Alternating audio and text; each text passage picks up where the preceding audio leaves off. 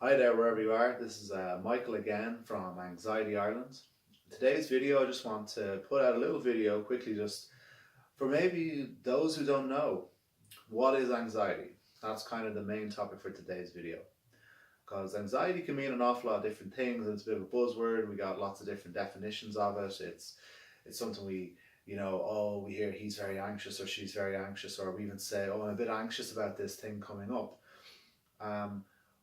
But when you're actually going through an anxiety specific thing, it can be much more powerful than just say the worry, being a little worried about, say, an upcoming driving test or say, first day in a job. Anxiety tends to be where we have a persistent level of worry, a persistent mental activity going on around certain things that are frequently causing us distress. So it isn't just your one time, you were under a bit of stress or a bit of pressure to get everything done. This day, the rest of your week was fine. The anxiety we're talking about is persistent, sort of lines of worry through your life that seem to have a big impact on how you feel emotionally, how your body is, how your thinking is, and also how you behave. When we're anxious, we tend to modify that. So, to explain how anxiety actually causes problems for us, it's sort of like, we all know what it's like to have that one stressful day or to have that one issue. Or put another way, it could be like, say, that one time that you feel you're in clear and present danger. If you can imagine, say, even a tiger or something chasing you, imagine what that does to your body, just even that visual stimuli. So first of all, you're going to be activating your fight or flight response. We all have it. It's the thing that kicks in when we're in trouble. With that, you've got your nervous system. Your nervous system, you've got the nervous system that you can control. But then you also have what we call your sympathetic nervous system, which is sympathetic to danger. When your sympathetic nervous system goes off, because say there's a tiger in the room, you're going to start to hyperventilate. Stress hormones in your brain are going to be released rapidly. Your heart rate's going to go up because it's getting you ready to run away or maybe to have to fight this thing off. Your blood is even running away from your guts and into your arms and legs so that you're ready to put up all this effort. Your thinking can speed up, time can almost slow down.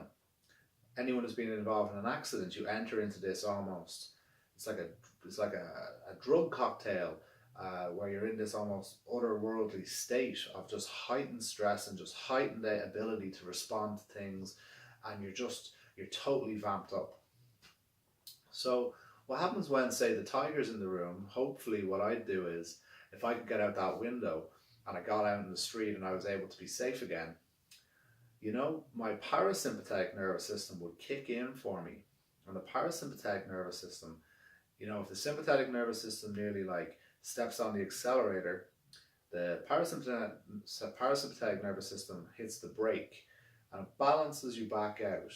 So people often describe after an accident or after something scary happens, eventually when the danger passes, they get an almost like a whoo, oh, that was a close one. Really got scared there. Jesus, oh my God.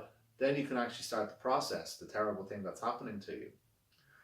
But the thing about a real life situation and just a mental situation or a worry in your head is, that when you're worried about something in your head, you can be totally caught up in it. You can still trigger to a low extent your sympathetic nervous system, but you don't get the release. Maybe you get the release, you've been worrying about the party for all day, or you're worried about the talk you have to give all day. You give the talk and then, you get the relief afterwards, right? But again, a talk or something like that, it isn't as dangerous as a tiger, but yet you're having the same response to a lower degree. But now imagine that you're just constantly worried about things that you can't avoid. Things like maybe your health. You're constantly in your body, you're constantly thinking about it. Maybe it's general worry about what might happen. It's about security, it's about driving, it's about looking stupid in front of others. It's about just being safe on the street. It's about, gee, what will other people think about me? When you're constantly worried about those things, you're thinking them over. It's kind of like you're showing yourself scary pictures in your head. It's your imagination, you can picture the worst case scenario. If you picture the worst case scenario, you're going to start to have, a pretty bad response in your sympathetic nervous system. So what that causes then is, it causes fidgetiness. It can also cause irritability, a little bit of anger, maybe even.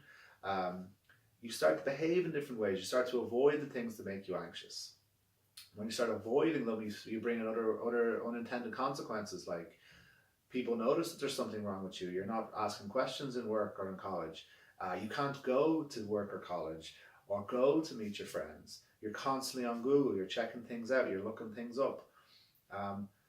All this behavior then starts feeding back into your negative beliefs, your negative worries.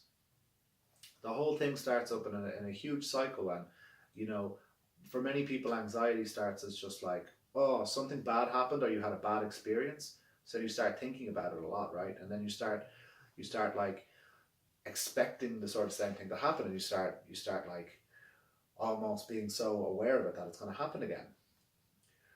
But the thing is that for every bad experience, you've probably had 100 or even 1,000 positive experiences. You've probably been to, had so many days where nothing as bad has happened to you. But a phrase I'm fond of is that the brain is like Velcro for negativity and sort of like Teflon for positivity. When something negative happens, it sticks in our brains. It informs our beliefs about ourselves, our beliefs about the world, beliefs about other things.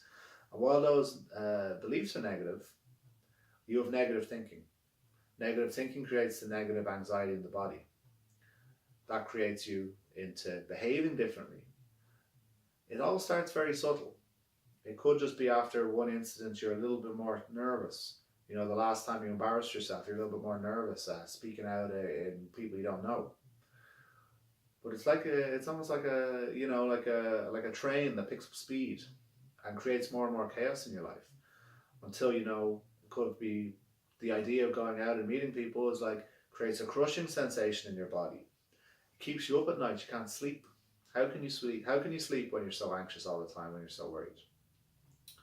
So when all this is, when you take a step back from it all, you see that, which was just an ordinary worry or a reaction to an event or events, is now something that is probably actually worse than the events itself. It's anxiety that's settled in. With that, panic attacks is very heightened anxiety in the moment.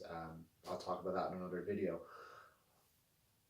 But you see maybe from this how anxiety really can erode your quality of life or the quality of life of those you love.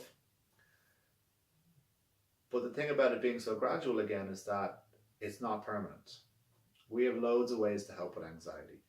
Educating yourself, looking after your body, relaxation, eating right, and as well, some therapeutic maneuvers or even just slight adjustments to your thinking might actually make a big difference. That's what Anxiety Ireland is here to promote.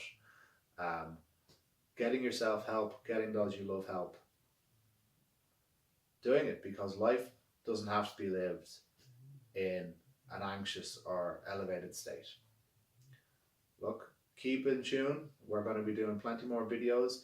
Hope you found this one interesting, and catch you the next time.